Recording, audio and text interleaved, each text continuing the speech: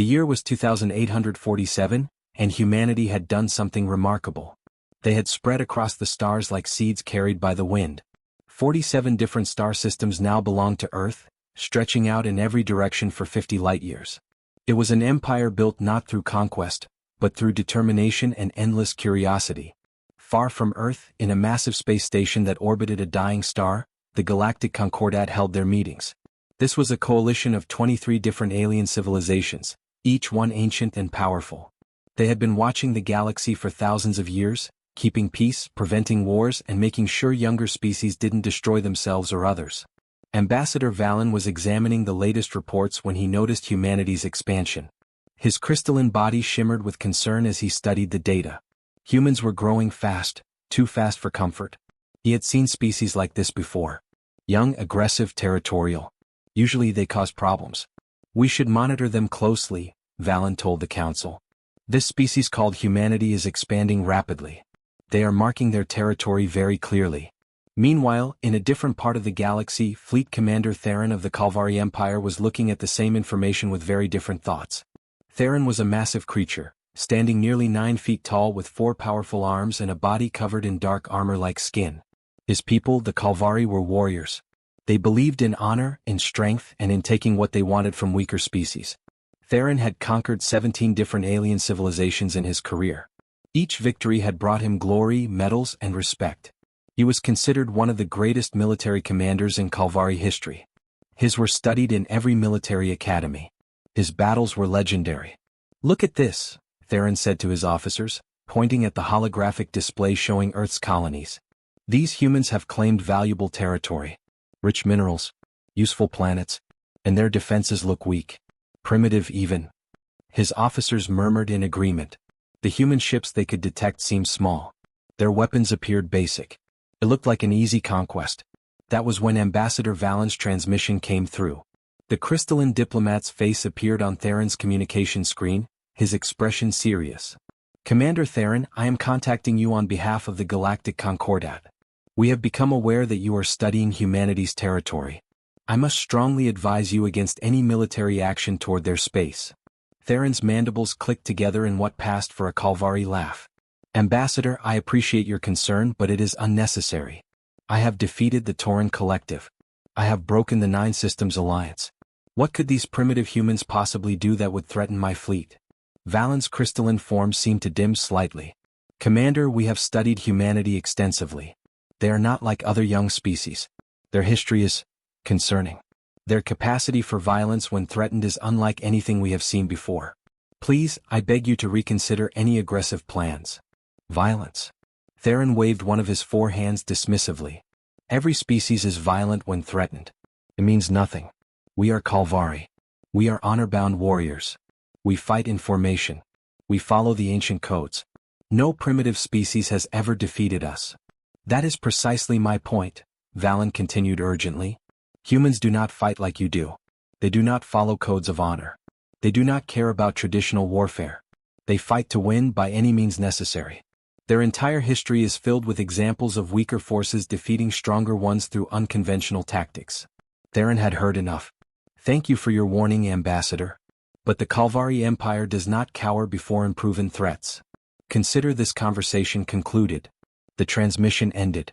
Theron turned to his assembled officers, his confidence absolute. "Prepare a demonstration fleet. I want 300 warships ready within the week. We will enter human space, claim their outer colonies, and show them the price of occupying valuable territory. This will be quick and decisive." His officers saluted and hurried to carry out his orders. Subcommander Croth lingered for a moment. "Commander, what if the ambassador is correct? What if humans are different?" Theron's laugh echoed through the command chamber. "Croth, I have fought 40 campaigns. I have never lost. These humans are no different from any other species we have conquered. They will see our fleet, realize they are outmatched, and surrender. Within a month, their colonies will fly Kalvari banners." Far away on Earth, in an orbital defense station floating above the city of Geneva, Admiral Rebecca Moore sat in her office reading the same intelligence reports. She was a stern woman in her 50s, with gray hair pulled back tightly and eyes that had seen too many battles. Her hands moved across the holographic display, pulling up defensive protocols that had been prepared for years. Captain David Wright entered her office, his face worried. "Admiral, the Calvari are actually coming. 300 warships." Ambassador Valen tried to warn them, but they ignored him. Rebecca didn't look surprised. She simply nodded slowly. Of course they did. Pride is a universal constant, David. Every species has it. The Calvari have never lost a war. Why would they listen to warnings about a species they consider primitive?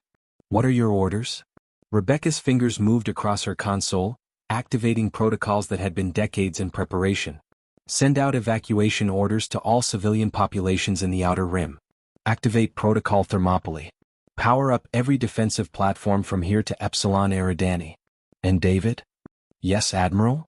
Make sure every piece of debris, every asteroid, every seemingly abandoned station is exactly where it needs to be. The Calvari are about to learn a very expensive lesson about ignoring warnings. David saluted and left to carry out her orders. Rebecca sat alone in her office looking at the star charts. Somewhere out there, 300 Calvari warships were preparing to invade human space. They thought they were hunting prey. They had no idea they were walking into the most elaborate trap humanity had ever constructed. The Calvari fleet moved through the empty darkness of space like a perfect weapon. 300 warships traveled in tight formation, each one positioned exactly where Calvari battle doctrine required. At the center of this massive armada floated the flagship, a vessel called the Unbroken Pride. It was the largest ship in the fleet, bristling with weapons and covered in ceremonial markings that told the story of Commander Theron's many victories. Inside the command center, Theron stood before a massive holographic display showing their route to human territory. His 4 arms were crossed in satisfaction. Everything was proceeding exactly as planned. Estimated arrival at the first human colony in 16 hours, Commander, reported Subcommander Croth, checking the navigation systems. Theron examined the tactical displays with growing confidence. The humans had been sending messages constantly since the fleet entered the outer regions of their space. Diplomatic transmissions. Offers to negotiate. Pleas for peaceful talks. Some messages even offered tribute if the Calvari would turn back. They are afraid, Theron said to his officers. As they should be. Ignore all their communications. We do not bargain with primitives. What Theron did not know was that far ahead, beyond the range of his sensors, something very different was happening in the Epsilon Eridani system. The last civilian transport ship cleared the gravity well of the colony's main planet, its engines burning bright as it accelerated toward the safety of the inner systems. Lieutenant James Harrison watched it go from the orbital command center, a small station that appeared completely unremarkable from the outside. Last civilians are clear, Admiral, James reported into his communication device. All non-combatants are secured in the underground bunkers on Mars and Earth. Admiral Rebecca Moore's voice came back calm and steady. Excellent work, Lieutenant. Now let's show our guests what we've prepared for them. Rebecca sat in the command chair of a stealth frigate called the Defiant. It was a small ship, designed not for fighting but for hiding and coordinating. Around her, dozens of holographic screens showed the real state of human defenses in the Epsilon Eridani system. What those screens revealed would have shocked the Calvari if they could see them. Status of the outer defense grid? Rebecca asked. Commander Patricia Wells answered from her position deep inside a hollowed-out asteroid. Fully operational, Admiral. We have seeded 3 million autonomous mines across their probable approach vectors. They look like ordinary space rocks. Another 5 million are in reserve positions, ready to activate on your command. Rebecca nodded, her fingers moving across her control panel. Good. The Calvari fight with honor. They use formation tactics, frontal assaults, traditional ship-to-ship combat. They will expect us to meet them with our own battle fleet. Captain David Wright, standing beside her, spoke quietly. We don't have a battle fleet. Not by their standards, anyway. Our largest ship has maybe 1/10 the firepower of their smallest cruiser. Exactly, Rebecca said with a thin smile. We have something much better. We have patience, preparation, and absolutely no sense of honor whatsoever when it comes to protecting our people. She pulled up a file on her main screen. It was a comprehensive history of human warfare, stretching back thousands of years to ancient Earth. Every entry told the same story in different ways. Humans did not fight fair. They fought to win. Weaker forces using clever tactics to defeat stronger enemies. Traps, ambushes, unconventional weapons, sacrificial attacks. Whatever it took to achieve victory. The Calvari have won 40 wars using essentially the same tactics every time, Rebecca continued, her voice taking on a lecturing tone. They have never faced an opponent who simply refused to play by their rules. When they enter our space, they think they are entering a battlefield. What they are actually entering is a trap that we have been preparing for 50 years. Lieutenant James Harrison spoke up from his station. Do you think they will retreat when they realize what we have done? Rebecca laughed, but there was no humor in it. Would you? They have built their entire civilization's reputation on never backing down, never showing weakness. Commander Theron has 40 victories. He is not going to let a species they consider primitive tarnish his perfect record. His pride will not allow retreat.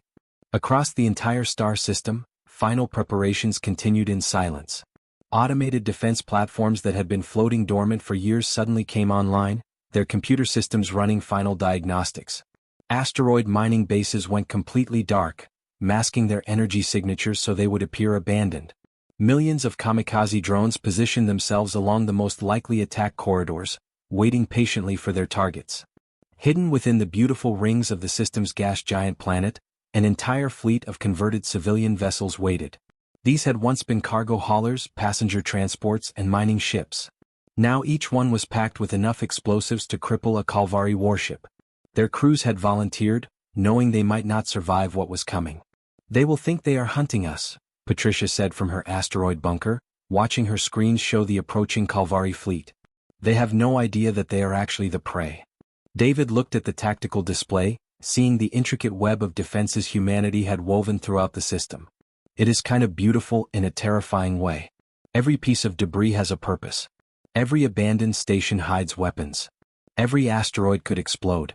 The entire system is one massive weapon. Rebecca stood up from her command chair, her face illuminated by the soft glow of the holographic displays. The Kalvari believe in honorable combat. They believe in facing your enemy directly. They believe strength alone determines victory. She gestured at the screens showing their defenses. We believe in survival. We believe in protecting our families. And we believe that there is no such thing as fighting dirty when your children's lives are at stake. The Kalvari are about to learn that lesson the hard way. The countdown timer continued ticking down. 16 hours until contact. The Kalvari fleet approached through the darkness, still confident, still arrogant, still completely unaware of what awaited them. Humanity waited in silence. The silence of hunters who had prepared the perfect ambush. The silence of soldiers who knew exactly what needed to be done. And in the cold vacuum of space, 3 million minds disguised as asteroids drifted quietly, waiting for the signal to wake up.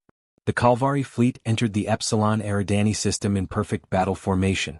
300 warships moved together like a single organism, their shields glowing with power, their weapon systems fully charged. On the bridge of the Unbroken Pride, Commander Theron studied the tactical displays with satisfaction. Scan the system, he ordered. Show me their defenses. The sensors swept across the star system, searching for threats. What they found was almost nothing. A few orbital platforms around the main colony planet. Some scattered debris fields. A handful of what appeared to be abandoned mining stations. No battle fleet. No obvious weapons. No real resistance. Pitiful, Theron said, his mandibles clicking together in amusement. I see only debris and civilian infrastructure. Where is their military? Did they run away already? Subcommander Croth examined the sensor data carefully. Something felt wrong, but he could not identify what. Commander, perhaps we should proceed with caution. The debris fields are unusually dense. Debris is debris, Theron replied dismissively. All ships advance. Destroy any structures that might be military installations. Show these humans what happens when they occupy space that does not belong to them. The fleet moved forward, weapons beginning to target the scattered orbital platforms. That was when the first wave of human defenses activated. What the Kalvari sensors had registered as harmless space rocks suddenly came to life. 3 million autonomous minds, each one disguised as an ordinary asteroid, activated their engines and guidance systems. They began moving toward the Kalvari fleet from every direction. Mines? Shouted the tactical officer. Millions of them. The Kalvari point defense systems opened fire immediately. Laser batteries and railguns began destroying the approaching mines by the thousands. Explosions blossomed throughout space like deadly flowers. The Kalvari were very good at defensive fire. Within minutes they had destroyed the entire first wave. Theron laughed loudly. Is that the best they can do? Primitive mines? This is what the ambassador warned us about? Pathetic. His officers laughed with him, their confidence restored.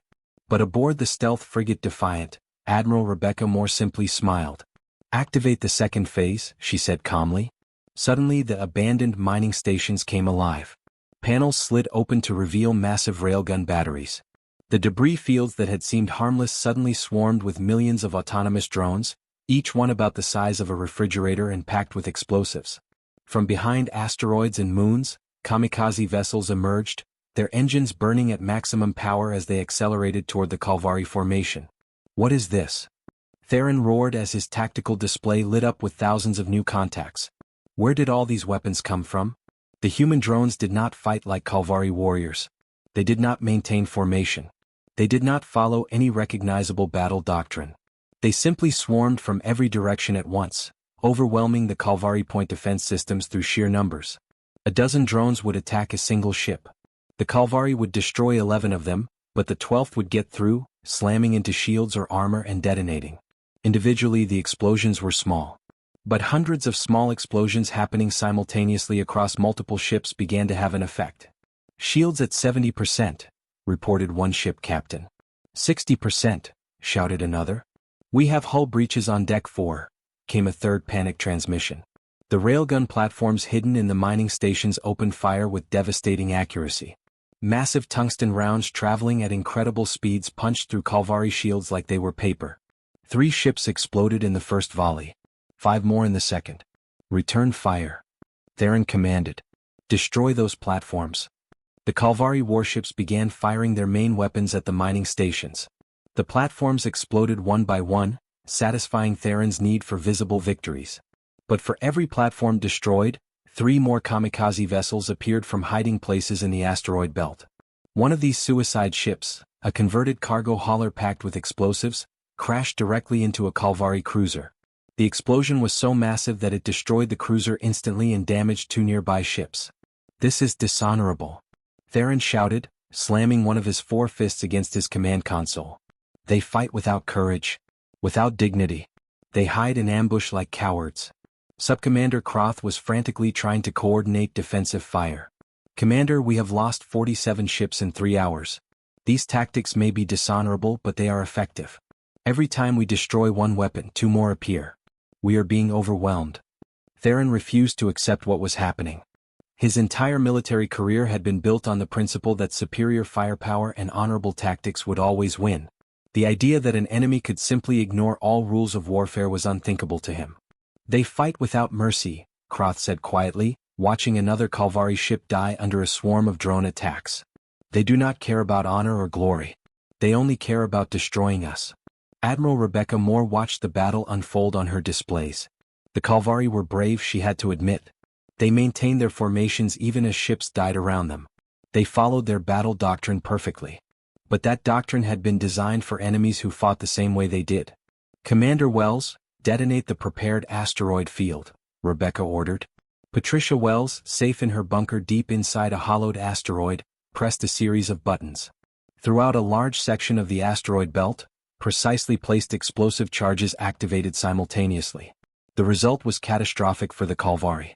An entire asteroid field, carefully prepared over months, suddenly transformed into a massive shotgun blast of rock and metal fragments. Billions of pieces of debris, ranging from pebbles to boulder-sized chunks, erupted outward in a controlled pattern. 28 Kalvari ships were caught in the debris cloud. Their shields, already weakened by hours of drone attacks, could not handle the sheer volume of impacts. Ships were shredded. Hulls were punctured in thousands of places. Reactors were breached. The explosions lit up the darkness of space like a string of deadly fireworks. When the debris cloud finally cleared, 75 Kalvari ships were gone. Just gone. Destroyed or damaged so badly they were no longer combat effective. Theron stood on his bridge in stunned silence. In 3 hours of combat he had lost a quarter of his fleet. Not to a worthy opponent meeting him in honorable battle, but to mines, drones, traps, and suicidal attacks. "Commander," Croth said carefully, "perhaps we should consider retreat. We have proven our strength. There is no shame in." "No." Theron's roar echoed through the bridge. "We do not retreat.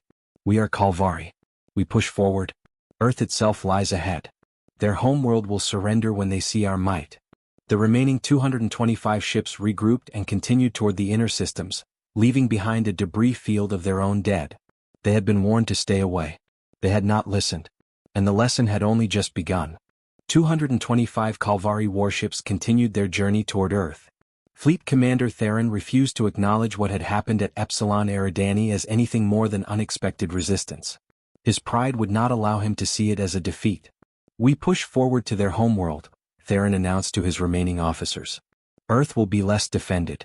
They must have concentrated all their forces at the outer colonies. Once we reach their birth planet, they will have no choice but to surrender."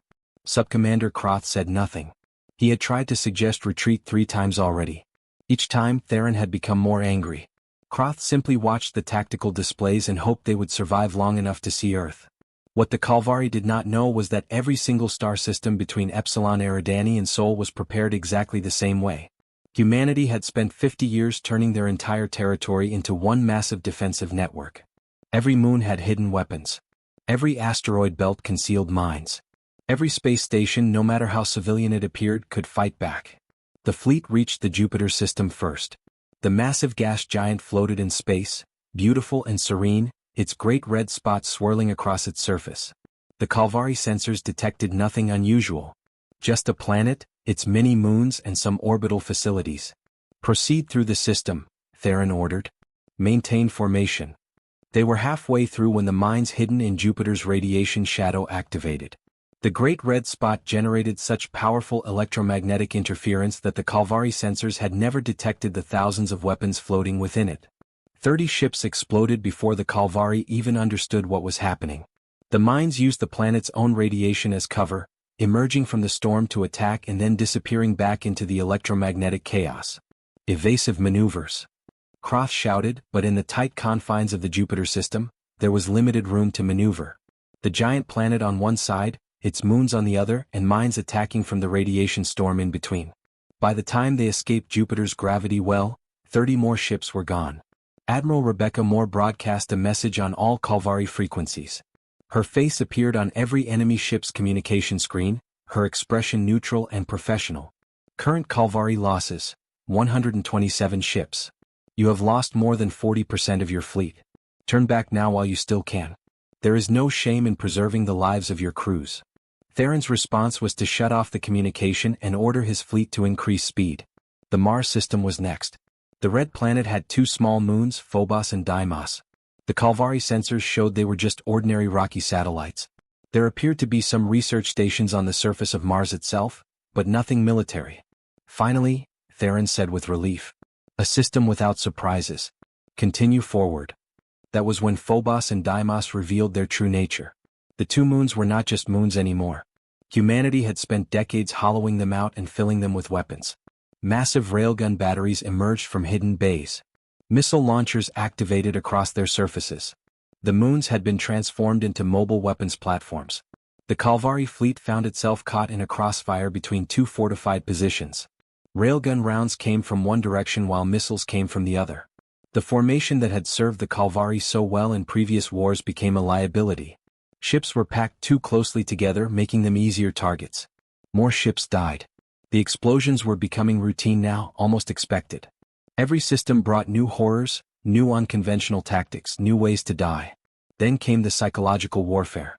Admiral Rebecca began broadcasting constant updates of Kalvari casualties. The numbers scrolled across every screen. 140 ships lost. 150 ships lost. 160 ships lost. Human communication channels played recordings of previous alien species who had challenged humanity and failed. Testimonies from survivors. Images of destroyed fleets. All of it designed to break the morale of the Kalvari crews. "They are trying to make us afraid," Theron told his people. "Do not listen. We are warriors. We do not fear death." But fear was spreading through the fleet anyway. The crews had begun to understand something their commander refused to accept. The humans were not fighting to prove their honor. They were not fighting for glory. They were fighting to exterminate any threat to their territory. And they were very, very good at it. The worst moment came near the orbit of Venus. A single vessel appeared on the Kalvari sensors. It was clearly marked as a civilian freighter, broadcasting distress signals. The ship appeared to be damaged and drifting. "It is a trap," Croth warned immediately.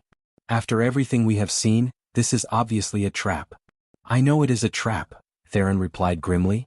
But we cannot ignore a civilian vessel. Our honor code requires us to investigate distress calls. 3 Kalvari ships moved to intercept the freighter. As they approached, the human ship suddenly changed course, its engines burning at maximum power. It accelerated directly toward the closest Kalvari cruiser. The freighter's cargo bay doors opened, revealing its true contents. The entire ship was packed with antimatter containment units, all rigged to fail simultaneously. The resulting explosion was visible from Earth. The freighter vaporized instantly, taking the closest Kalvari cruiser with it. The antimatter explosion created a shockwave that severely damaged 2 other nearby ships, sending them tumbling out of control. Theron watched 3 more of his ships die and felt something he had never experienced in 40 campaigns. Not fear exactly, but a deep understanding that he had made a terrible mistake. How many ships remain? He asked quietly. 89, Commander, Croth replied. Less than 1/3 of our original fleet. They could see Earth now. The blue and white planet hung in the distance, beautiful and peaceful. Around it orbited the moon, gray and cratered and apparently harmless. Admiral Rebecca sent one final message. Last chance, Commander Theron. You have lost more than 200 ships. Your crews have fought bravely, but this is a battle you cannot win. Withdraw now. Take your surviving ships home. Let this be the end. Every officer on the bridge of the Unbroken Pride looked at Theron, hoping he would accept the offer. They were exhausted. Their ships were damaged. They had lost friends and comrades. Retreat suddenly seemed not shameful but sensible. But Theron's pride had been broken, twisted into something desperate and irrational. He had never lost a battle. Never. If he retreated now, his entire legacy would be destroyed. He would be remembered as the great commander who failed against primitive humans. All ships. Theron's voice was hollow but determined. Final assault formation. We attack Earth directly. We have come too far to turn back now. Captain David Wright, watching from the Defiant, shook his head sadly. He is going to do it. He is actually going to attack Earth itself. Admiral Rebecca's expression did not change. Then he will learn why we put our most powerful defenses around our homeworld. Activate the Luna network. High above Earth, the moon began to glow with power. Thousands of weapon systems came online simultaneously, transforming humanity's ancient satellite into the deadliest fortress in known space. The final battle was about to begin. The Luna network was humanity's greatest achievement in military engineering. For 50 years, generation after generation of engineers and soldiers had worked on the moon. They had built weapons into its very structure. Railgun batteries were hidden inside ancient craters. Antimatter torpedo launchers were buried beneath the lunar surface. Directed energy weapons powerful enough to cut through battleship armor were positioned at strategic points all around the satellite. Earth's moon had been transformed from a lifeless rock into the most heavily defended position in human space. And now, as 89 Kalvari warships approached, all of those weapons came online at once. Commander Theron watched his tactical display light up with weapon signatures. Hundreds of them. Thousands of them. Coming from the moon, from orbital platforms around Earth, from hidden positions throughout the inner solar system. All ships, attack formation. Theron commanded, his voice strained but determined. Break through their defenses. Reach the planet's surface. The 89 remaining Kalvari warships accelerated forward in their traditional battle formation. They had maintained that formation through every battle, through every loss. It was part of their identity as warriors. Even now, facing impossible odds, they would not abandon their principles. The Luna network opened fire. Railgun rounds launched from the moon traveled at speeds that made them nearly impossible to dodge. These were not small projectiles. These were massive tungsten rods, each one weighing several tons, accelerated to a significant fraction of light speed. When they hit Kalvari shields, the shields simply failed. When they hit armor, the armor vaporized. 3 Kalvari ships exploded in the first 10 seconds of combat. Then the antimatter torpedoes launched. These were guided weapons, each one tracking its target with inhuman precision. The Kalvari tried to shoot them down, but for every torpedo destroyed, 2 more were already in flight. 5 more ships died in brilliant flashes of matter-antimatter annihilation. The Kalvari returned fire desperately.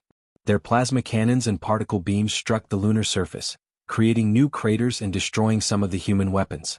But for every weapon they eliminated, dozens more continued firing. The moon was simply too big, too well defended, too prepared. Admiral Rebecca Moore watched the battle from the Defiant, her face illuminated by the tactical displays. "Release the kinetic impactors," she said quietly. This was humanity's final surprise. Weeks ago, from positions in the outer solar system, massive objects had been launched toward Earth. Not ships. Not missiles. Simply enormous chunks of metal and rock, accelerated to tremendous speeds and aimed with perfect precision. They had been falling toward the inner system for weeks, building velocity, becoming weapons of devastating power. Now they arrived exactly on schedule, exactly where they needed to be. The Calvari sensors detected them too late. Massive objects moving at incredible speeds appeared on their scopes with almost no warning. There was no time to evade, no time to prepare. The kinetic impactors struck the Calvari fleet like the hammer of an angry god. Ships were not just destroyed. They were obliterated. Torn apart by the sheer kinetic energy of multi-ton objects traveling at speeds that made them more powerful than any conventional weapon. The beautiful formation that the Calvari had maintained collapsed. Ships scattered in every direction, trying desperately to escape the killing zone. But there was nowhere to go. Every direction led to more weapons, more death, more destruction. In 34 minutes, the Battle of Earth was over. Commander Theron sat in his command chair aboard the crippled, unbroken Pride. Around him, his bridge crew worked frantically to keep basic systems running. The ship's shields were gone. Half the weapons were destroyed. They were venting atmosphere from multiple hull breaches. Through his viewport, Theron could see the debris field. The remains of his once mighty fleet floated in space like a graveyard. Twisted metal. Frozen bodies. The shattered dreams of Calvari glory. "How many ships remain operational?" he asked, his voice barely above a whisper. Subcommander Croth checked the communications. 12, Commander. Only 12 ships can still maneuver under their own power. Well, from 300. The greatest military disaster in Calvari history. Theron's hands trembled as he activated the communication system. "Admiral Moore." "Oh, we request terms of surrender." Rebecca's face appeared on his screen. Her expression was hard but not cruel. She looked tired, as if this victory had cost her something as well. "You were warned, Commander Theron," she said simply. "Earth's region is not marked by boundaries on a map. It is marked by the wreckage of those who did not listen to our warnings. You may take your 12 ships and leave. Return to your empire. Tell them what happens when our warnings are ignored." Theron wanted to argue, to protest, to say something that would salvage even a tiny fragment of his honor. But there were no words. He had been beaten completely, utterly, without question. "We will leave," he managed to say. "And we will tell them." The 12 surviving Calvari ships limped away from Earth, their holds filled with wounded, their crews traumatized, their proud commander broken. The next day, the Galactic Concordat held an emergency session. Ambassador Valen presented the battle data to the assembled civilizations. The recordings showed everything. The tactics, the weapons, the absolute determination of humanity to defend their territory. The Council voted unanimously to officially recognize Earth's claimed space. But they added a special designation to all maps and charts. In bright red letters, humanity's territory was marked, "Approach with extreme caution." Inhabitants possessed disproportionate defensive capabilities. Commander Theron returned to the Calvari homeworld in disgrace. He was stripped of his rank, his medals, his honor. The Empire declared that he had acted recklessly, ignoring the warnings of the Concordat. His name became a cautionary tale taught to young Calvari warriors about the dangers of pride. Ambassador Valen visited Earth 3 months after the battle. He met with Admiral Rebecca in her office overlooking the reconstructed orbital facilities.